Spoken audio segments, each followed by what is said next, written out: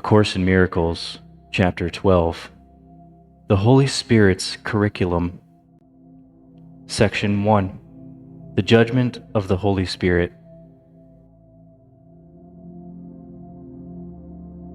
You have been told not to make error real, and the way to do this is very simple. If you want to believe in error, you would have to make it real because it is not true. But truth is real in its own right, and to believe in truth, you do not have to do anything. Understand that you do not respond to anything directly, but to your interpretation of it. Your interpretation thus becomes the justification for the response. That is why analyzing the motives of others is hazardous to you. If you decide that someone is really trying to attack you, or desert you, or enslave you, you will respond as if he had actually done so, having made his error real to you. To interpret error is to give it power, and having done this, you will overlook truth.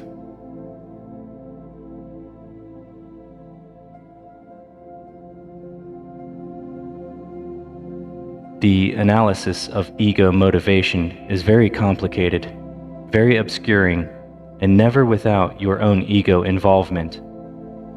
The whole process represents a clear-cut attempt to demonstrate your own ability to understand what you perceive. This is shown by the fact that you react to your interpretations as if they were correct. You may then control your reactions behaviorally, but not emotionally. This would obviously be a split or an attack on the integrity of your mind, pitting one level within it against another.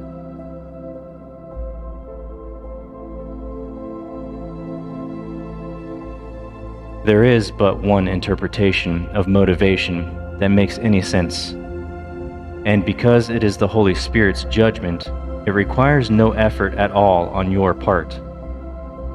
Every loving thought is true.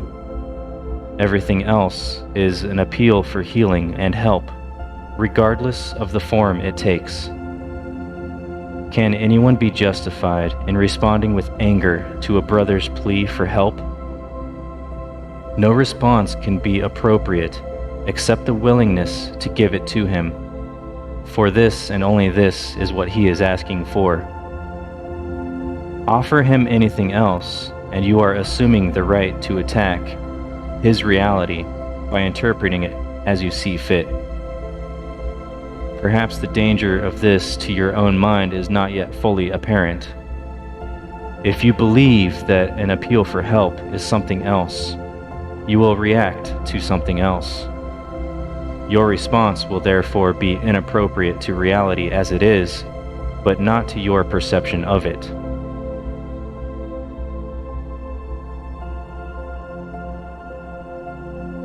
There is nothing to prevent you from recognizing all calls for help as exactly what they are, except your own imagined need to attack. It is only this that makes you willing to engage in endless, quote, battles with reality, in which you deny the reality of the need for healing by making it unreal. You would not do this except for your unwillingness to accept reality as it is, and which you therefore withhold from yourself.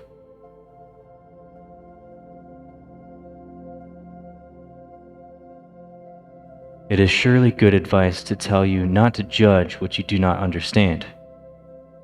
No one with a personal investment is a reliable witness, for truth to him has become what he wants it to be. If you are unwilling to perceive an appeal for help as what it is because you are unwilling to give help and to receive it. To fail to recognize a call for help is to refuse help. Would you maintain that you do not need it? Yet this is what you are maintaining when you refuse to recognize a brother's appeal, for only by answering his appeal can you be helped. Deny him your help, and you will not recognize God's answer to you. The Holy Spirit does not need your help in interpreting motivation, but you do need His.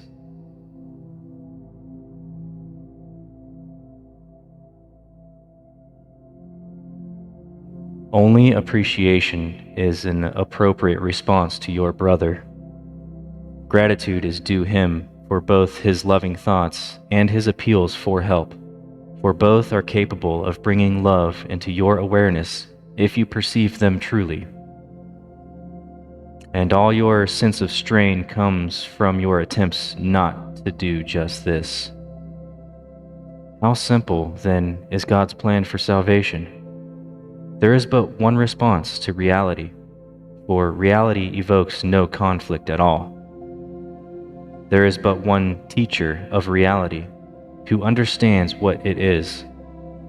He does not change his mind about reality because reality does not change. Although your interpretations of reality are meaningless in your divided state, his remain consistently true. He gives them to you because they are for you.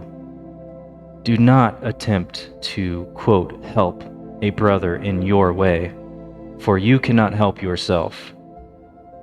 But hear his call for the help of God, and you will recognize your own need for the Father.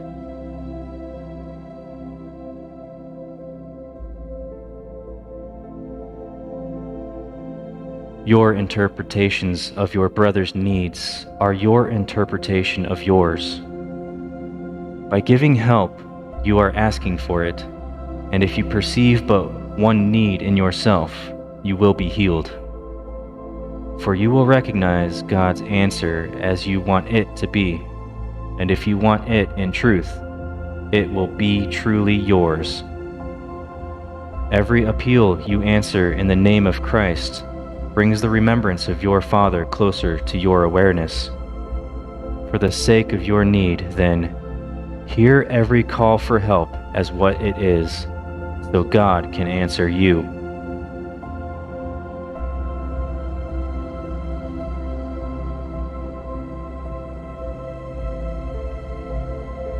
By applying the Holy Spirit's interpretation of the reactions of others more and more consistently, you will gain an increasing awareness that His criteria are equally applicable to you. For to recognize fear is not enough to escape from it, although the recognition is necessary to demonstrate the need for escape. The Holy Spirit must still translate the fear into truth. If you were left with the fear, once you had recognized it, you would have taken a step away from reality, not towards it. Yet, we have repeatedly emphasized the need to recognize fear and face it without disguise as a crucial step in the undoing of the ego. Consider how well the Holy Spirit's interpretation of the motives of others will serve you then. Having taught you to accept only loving thoughts in others and to regard everything else as an appeal for help, He has taught you that fear itself is an appeal for help. This is what recognizing fear really means. If you do not protect it, He will reinterpret it. That is the ultimate value in learning to perceive attack as a call for love. We have already learned that fear and attack are inevitably associated. If only attack produces fear, and if you see attack as the call for help that it is, the unreality of fear must dawn on you. For fear is a call for love, in unconscious recognition of what has been denied.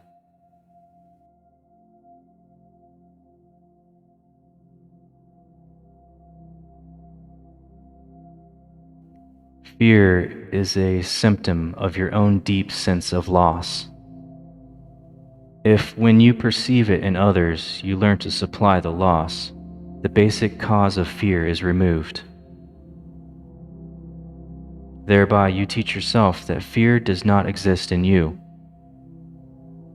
The means for removing it is in yourself, and you have demonstrated this by giving it. Fear and love are the only emotions of which you are capable. One is false, for it was made out of denial, and denial depends on the belief in what is denied for its own existence. By interpreting fear correctly as a positive affirmation of the underlying belief it masks, you are undermining its perceived usefulness by rendering it useless. Defenses that do not work at all are automatically discarded. If you raise what fear conceals to clear-cut, unequivocal predominance, fear becomes meaningless. You have denied its power to conceal love, which was its only purpose. The veil that you have drawn across the face of love has disappeared.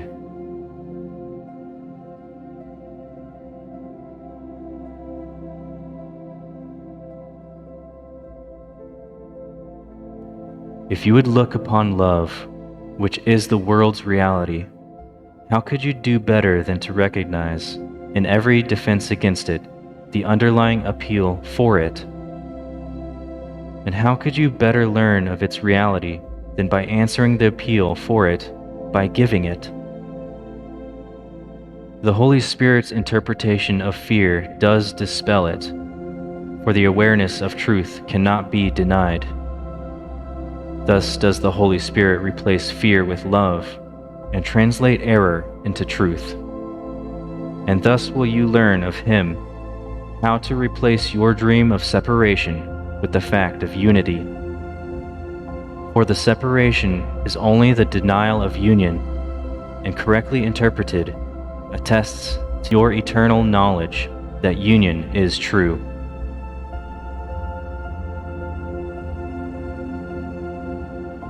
This concludes Section 1.